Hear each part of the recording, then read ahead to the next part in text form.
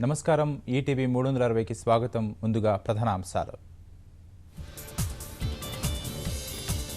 ప్రపంచాన్ని శాంతియుతంగా ఉంచడంలో ఐరాస కృషి ఎనలేనిది. లక్ష్య సాధనకు పూర్తిగా మద్దతిస్తామని మోదీ సందేశం. చర్చల ద్వారానే భారత్ పాక్ సమస్యలకు పరిష్కారం. నవాజ్ షరీఫ్కు స్పష్టం చేసిన అమెరికా.